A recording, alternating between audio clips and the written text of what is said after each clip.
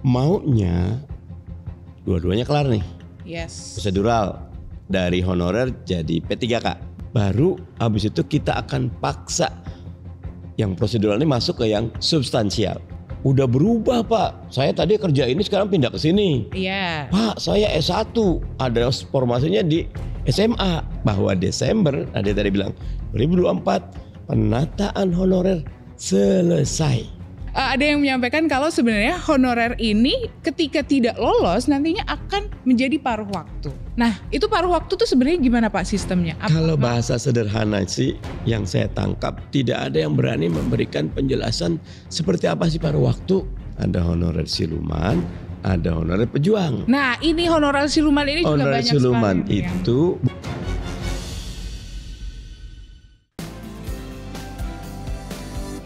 Sudut Dengar Parlemen. Hai, kamu lagi dengerin dan nonton Sudut Dengar Parlemen bareng sama Nadia Kanaya. Nadia hadir dengan informasi yang hangat karena di akhir Desember 2024 harusnya sudah tidak ada lagi yang namanya honorer. Kita mau angkat P3K. Kemarin saya sudah mengangkat hal ini bersama Pak Mardhani Alisera. Nah, sekarang beliau sudah hadir lagi di sini menemani saya. Siap Nadia. Saya mau mengucapkan selamat terlebih dahulu karena Bapak sudah terpilih juga menjadi Ketua BKSAP DPR RI, ya kan? Tetap aja di Komisi 2, jagain Komisi honorer. Komisi 2-nya tetap. Oke, siap. Berarti emang itu yang utama. Doanya banyak sekali loh Pak kemarin. Iya, padahal saya lagi mudah-mudahan bisa belajar tempat lain, tapi doanya lebih kuat. Berarti memang intinya Bapak sangat dibutuhkan dan tepat di Komisi 2. Siap, pokoknya kalau buat perjuangan dimanapun siap. Oke. Kemarin di P3K sebelumnya kita membahas soal P3K, soal honorer. Banyak sekali yang mengucapkan terima kasih kepada Pak Mardhani sudah memperjuangkan, menyuarakan suara teman-teman honorer yang resah gundah gulana gimana dengan statusnya, gimana dengan nasibnya. Dan akhirnya di November ini, di akhir Desember ini harusnya sudah tiada lagi yang namanya honorer, ya kan? Ya. Tapi ternyata pengangkatan 2024 ini di akhir Desember ini honorer sudah tidak ada, harus P3K semuanya. Jadi seolah-olah kayak apakah ini sudah benar-benar kita siap untuk mengangkat atau cuman sekedar kayak quote unquote kayak ya udah pindah aja statusnya dari yang honorer jadi P3K. Tapi haknya, perlakuannya atau apa yang mereka peroleh itu sama gitu. Ya Nadia dan teman-teman memang ada dua nih ya. Satu secara prosedural, dua secara substansial. Oke. Maunya dua-duanya kelar nih. Yes. Prosedural dari honorer jadi P3K. Substansial dari P3K. P3K itu kan bagian dari ASN. Yes. ASN kita bagi dua, PNS dan P3K. Karena dia bagian dari ASN, maka P3K juga punya hak, kesempatan tumbuh, berkembang, promosi, seleksi, nominasi, jaminan hari tua, sama dong. Iya. Karena sama-sama. Yes. Nah, bahasanya gini, kalau tidak ada rotan, akar pun jadi. Apa maksudnya? Pastikan yang prosedural jalan dulu. Oke. Sambil semua masuk gerbong, jadi P3K resmi di Desember 2024. Baru habis itu kita akan paksa yang prosedural ini masuk ke yang substansial. P3K kan banyak tuh. Pak, pakaiannya curhatannya apa coba saya juga pengen tahu nih. Pak, udah berubah Pak. Saya tadi kerja ini sekarang pindah ke sini. Iya. Pak, saya S1, ada formasinya di SMA. Oh, ada ya Pak? Ada. Gitu. Oh. Gitu loh. Oke. Pak, Oke.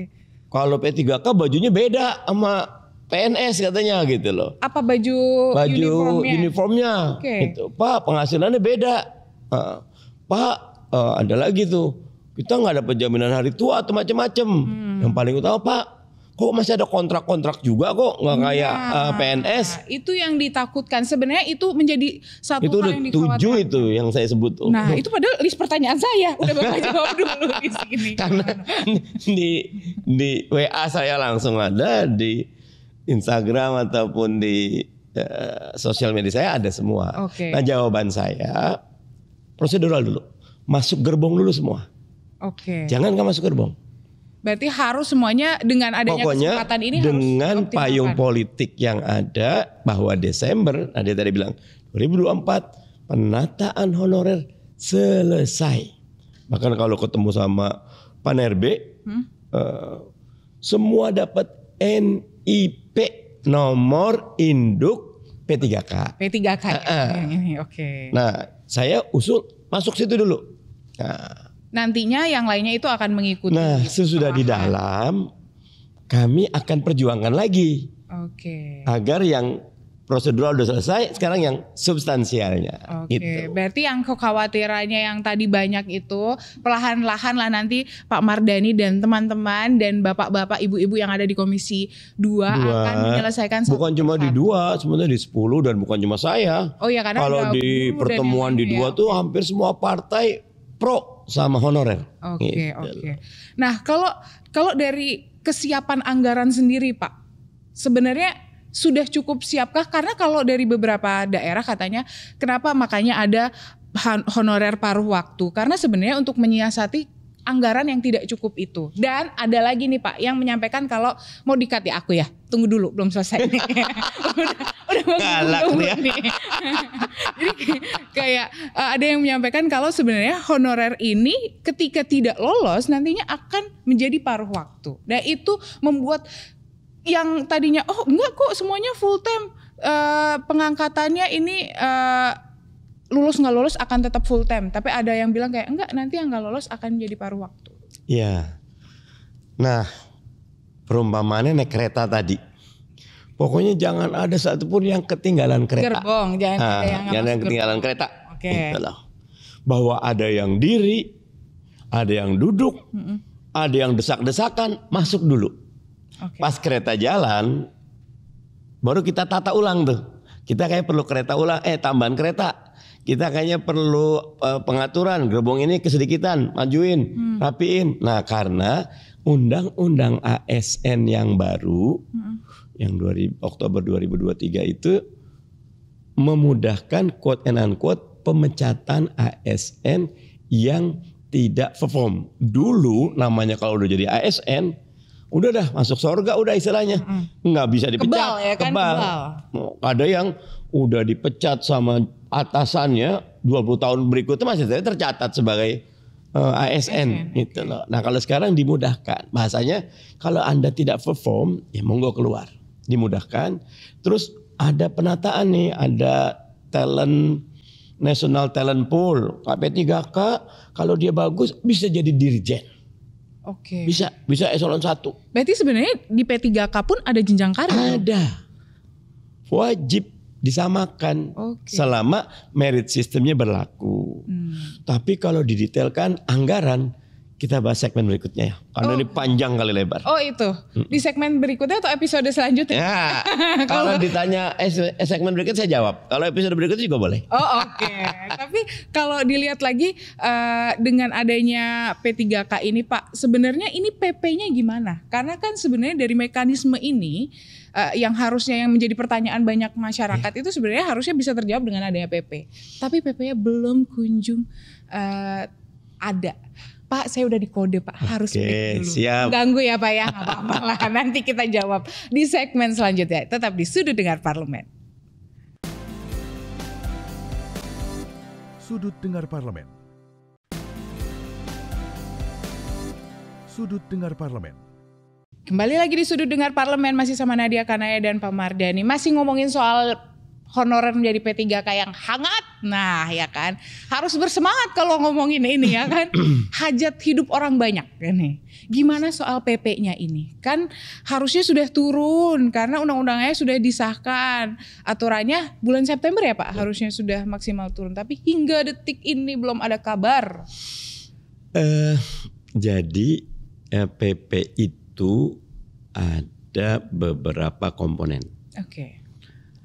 Salah satunya harus menunggu persetujuan dari presiden.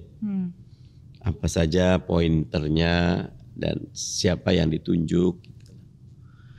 Saya berbincang dengan Kementerian Pan-RB. Ini kenapa lama kan? Harusnya April. Kemarin sampai September kita last kali itu udah jadi draftnya. Draftnya sudah jadi. Kami sudah bahas sampai tanggal 20-an, kita kan tinggal 30 selesai tuh periode lalu. Sampai tanggal 20 kita kejar 2 kali, kita rapat sampai malam. Tapi belum kelar juga. Oke. Teman-teman Pan-RB sih pengen cepat selesai. Salah satu kenapa lambat karena tadi dia tidak cuma melibatkan Pan-RB. Ada banyak kementerian yang terlibat. Stakeholder lainnya. Stakeholders, Presiden juga memberi masukan. Yang dilakukan Pan-RB bagus. Mereka buat permen. Kalau nggak salah 48-49 permennya itu 2023. Yang menjadi payung agar Desember 2024 semua honorer selesai urusannya. Permennya udah ada. Kita udah cek aman. Makanya harusnya kemarin kan 26 September di kesepakatan kita. Tapi rupanya BKN, Pan-RB melihat beberapa hal.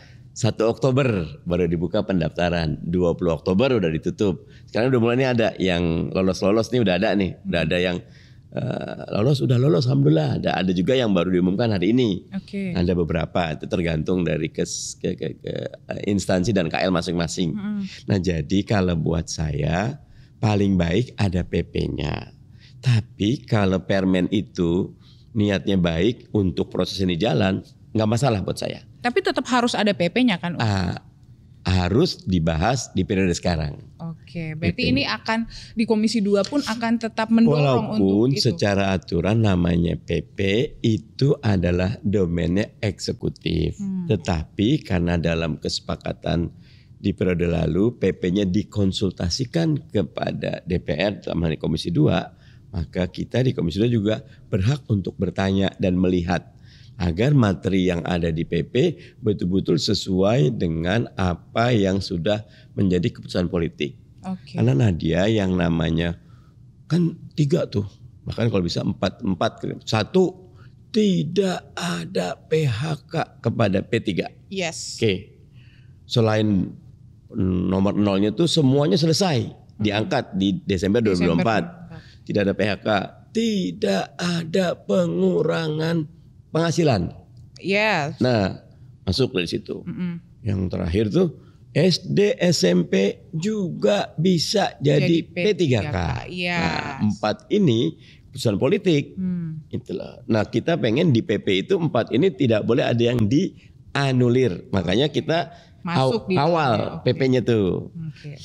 PP-nya mudah-mudahan sih periode sekarang bisa cepat selesai. Tapi walaupun menterinya baru, tapi sebenarnya saya nyebutnya Teh Rini karena dulu sesmen kan banyak berhubungannya. Sekarang jadi menteri, enak jadinya, sebetulnya enak, udah ngerti gitu. Nah kalau yang terkait dengan ini Pak, kan tadi Bapak juga sudah menyinggung kalau ada yang mencurhatkan, kok bisa sih dari kuliah S1 jadi SMA, kemudian anggarannya gimana? Nah itu jawabannya seperti apa? Karena sebenarnya curhatan itu juga banyak sekali kan Pak. Jadi ada 3 level. 1, keputusan politik di tingkat pusat selesai dengan yang tadi tuh. Desember selesai, tidak ada PHK, gaji tidak boleh turun, SD SMP boleh. Nah di level berikutnya udah ada keputusan 1,7 juta honorer yang terdaftar di BKN semua harus masuk. Okay. Yang tadi itu Desember 2024. Yes. Dan 1,7 itu terbagi menjadi 2, 1 di institusi pusat, pemerintah pusat, 2 di institusi daerah. Institusi pusat secara umum hampir tidak banyak masalah. Karena anggarannya dari APBN. Yang masalah di institusi daerah. Betul. Karena rata-rata daerah itu masih takut merekrut, katakan kalau kemarin saya tidak salah, kan 1,7 itu sekitar 500-an, kalau nanti dicek datanya, pusat 1,2-nya daerah. Nah, yang bawah ini ketika diminta membuka formasi agar 1,7 juta itu terserap semuanya, yang diajukan cuma 60-70%-nya. Bahkan kalau beberapa ada yang kosong. Nah, Kementerian Pan-RB itu berkali-kali mendesak daerah segera masukkan formasi biar target 1,7 juta itu Tercukupi, segera masuk gitu. Masuk. Oke. Tapi daerah punya dua.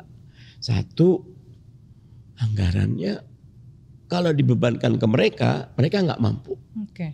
Yang kedua, mereka ada aturan di Undang-Undang Keuangan Pusat Daerah tuh belanja pegawai di Pemda itu dibatasi 30%. Siapa yang belanja pegawai di atas 30% akan kena penalti oleh Kementerian Keuangan.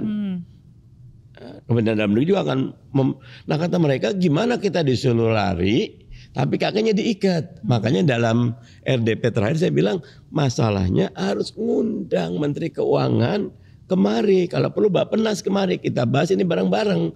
Karena nggak bisa selesai dengan di Pan-RB BKN Mitra Komisi 2 karena yang pegang talinya Ada di yang Menteri buka ke APBN-nya Kementerian Keuangan atau Kementerian Dalam Negeri.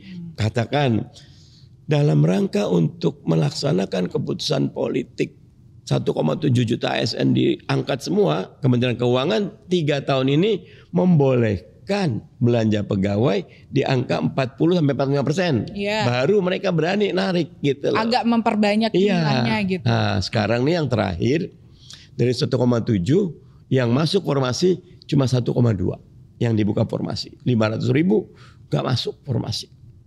Tapi kami lagi berjuang 500 ini masuk ke paruh waktu dulu. Biar semuanya keangkut di gerbong kita. Berarti penyelesaiannya terkait dengan ketakutan anggaran itu memang benar dengan paruh waktu ini. Benar. Ya? Nah, itu paruh waktu tuh sebenarnya gimana Pak sistemnya? Kalau bahasa sederhana sih yang saya tangkap tidak ada yang berani memberikan penjelasan seperti apa sih paruh waktu. Saya tanya desek kalau. Terus kenapa dikeluarkan statement paruh waktu itu? Gini, kalau semuanya dipaksa penuh waktu. Tidak ada kekuatan. Ada tadi tuh dari 4 tuh ada nomor 5 sebetulnya. Tidak mengganggu keuangan negara. Kalau semuanya diangkat.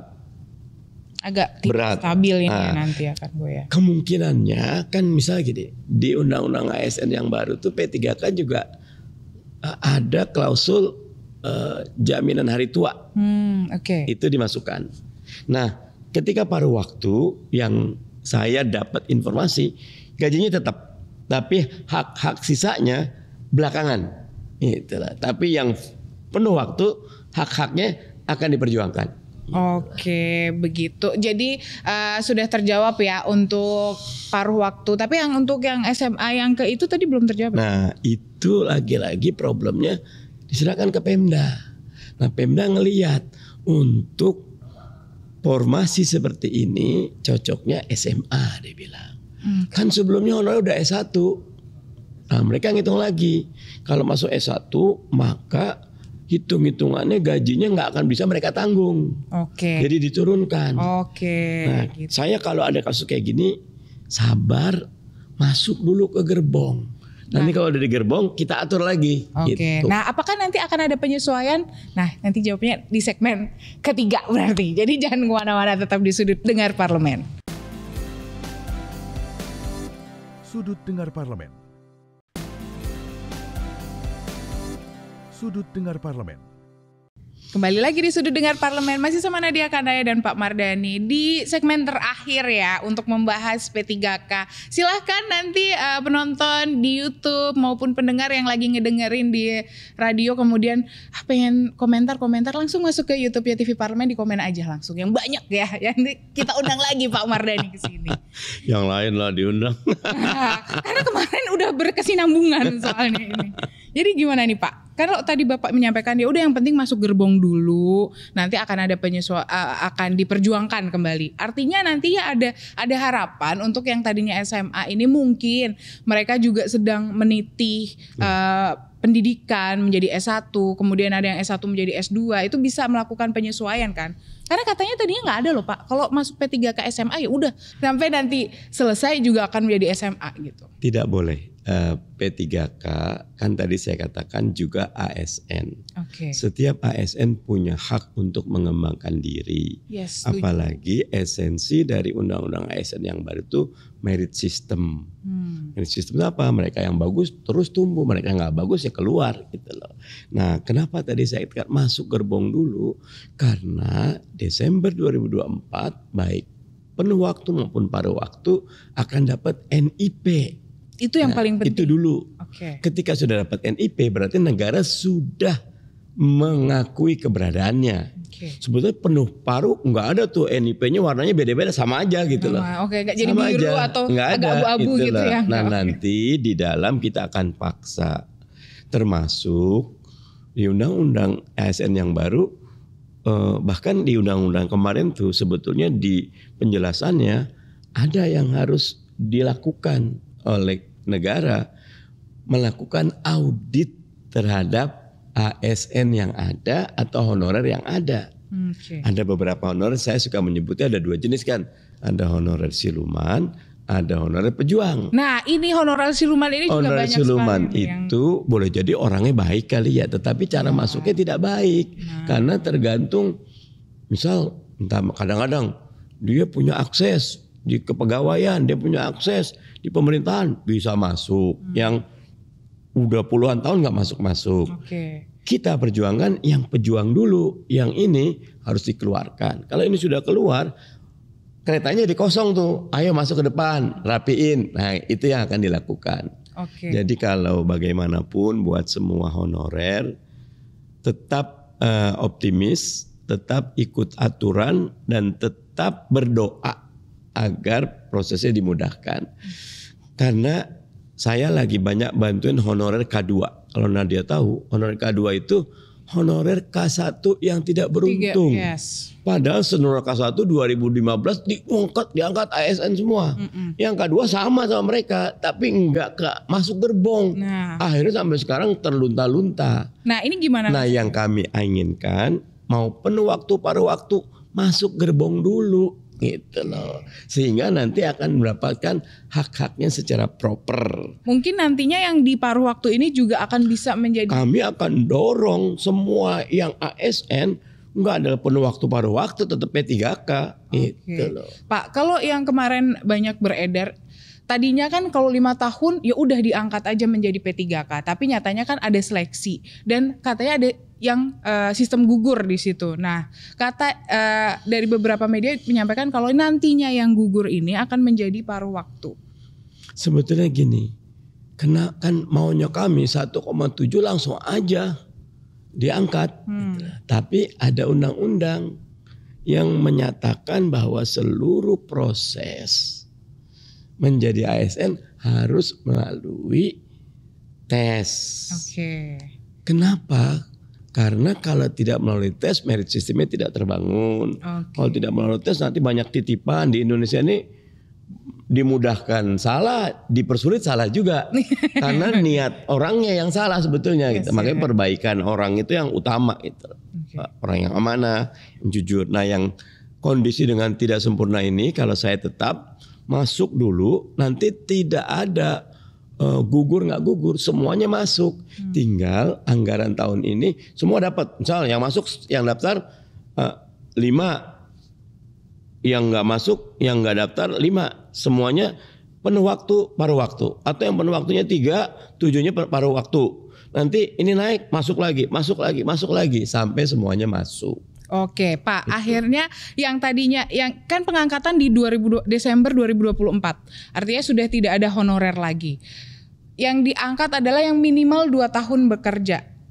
Kalau yang baru 1 tahun, nah gimana? Apakah nantinya juga akan tetap ada proses untuk pengangkatan P3K di 2025 mungkin? Akan selalu ada siklusnya. Karena yang pensiun kan ada terus itu loh. Nah, kalau sekarang kan bahasanya zero growth, pensiun berapa, masuk berapa. Nah, dengan adanya tambahan 1,7 mungkin akan diatur ulang sampai katakan 2027, 2029 baru mulai normal lagi. Nah, itu akan dihitung dengan seksama. Oke, berarti semuanya ini nantinya juga mungkin yang teman-teman sekarang masih di usia kerja 1,5 tahun gitu ya, udah nggak apa-apa kita jalanin dulu, tidak akan ada pemecatan yang pastikan ya Pak ya, itu sudah ketentuannya tidak akan ada pemecatan, dijalani dulu, siapa tahu nanti kedepannya ada akan pengangkatan kembali untuk P3K yang disesuaikan kan Pak. Sebenarnya Pak, kalau kebutuhan dari setiap kementerian dan lembaga itu, dari kementerian dan lembaga atau pemerintah daerah sendiri yang menyampaikan ke BKN, atau dari BKN sendiri yang udah punya formula untuk kalau kementerian ini atau pemerintah daerah ini kuotanya SMA-nya segini, ininya segini gitu, gimana Pak? Kalau kebutuhan dari bawah, tapi proyeksinya dari atas. Nah dari atas itu BKN, Pan-RB dengan Bappenas itu memproyeksi Indonesia perlu berapa sih dokter spesialisnya, berapa sih perawatnya, berapa dicek, berapa jumlah rumah sakit. Ini kurang rumah sakit, di bawah jangan-jangan nggak perlu rumah sakit kok, masih bisa. Padahal kalau hitungan jumlah penduduk lebih besar, rumah sakit harus nambah. Dari bawah, dari atas akan nyampein. Nah jadi antara bottom up sama top down dihitung dapat angka komprominya. Kompromi itu yang disepakati, dibukalah formasinya. Oke. Jadi ketentuannya sebenarnya dari dua pihak itu. Dari dua belah pihak, walaupun tetap bottom up yang lebih banyak. Dari bawah usulannya. Oke Pak, sudah habis waktu saya? Masih ada 2 menit lagi. Oke Pak, 2 menit terakhir, apa yang Bapak ingin sampaikan untuk teman-teman yang mungkin sekarang masih berjuang, masih ada keraguan dengan P3K ini nantinya ke depannya, baik dari segi apa yang mereka, hak-hak yang mereka dapat, kewajiban dan yang lainnya Pak? Namanya hidup di dunia, nah dia nggak ada yang sempurna. Ya setuju. Prosesnya juga ada. P3K juga demikian, karena pertumbuhan ekonomi kita juga masih belum melompat gitu loh. Negara juga punya banyak beban gitu loh. Yang saya usulkan, jalani proses dengan penuh kesyukuran, saat yang sama tingkatkan kapasitas dulu. Terus belajar, terus suka ilmu, terus tumbuhkan kelebihan. Nanti lama-lama orang ini bagus cepat naiknya. Karena banyak cerita P3K yang bisa masuk ke pos-pos yang bagus adalah mereka yang suka belajar. Nah jadi kalau buat saya, minta maaf misal, wah udah paruh waktu masuknya, turun kelas lagi gitu. Masuk dulu, syukuri dulu. Nanti dari situ tumbuh berkembang. Karena kalau udah ngambek, nggak badul, nggak maju-maju kita. Terima gitu dulu. Iya. Kita lihat perkembangan nanti seperti apa. Terima, syukuri, terus tumbuh kembangkan diri, nanti ketemu jalannya. Oke, terima kasih Pak Mardhani sudah hadir di Sudut Dengar Parlemen. Semoga tidak bosan-bosan untuk Pokoknya TV mampir. Parlemen keren. Terima kasih sekali. Semoga apa yang kita berikan bisa menjadi informasi, dan buat teman-teman yang sedang berjuang untuk P3K di 2024, kita berjuang sama-sama. Semoga nanti akan ada hasil yang terbaik yang sesuai, ya kan? Akhir kata, saya Nadia Kanaya, Pak Mardhani Alisera, dan semua kerabat kerja yang bertugas undur diri. Terus saksikan Sudut Dengar Parlemen episode selanjutnya. Bye-bye.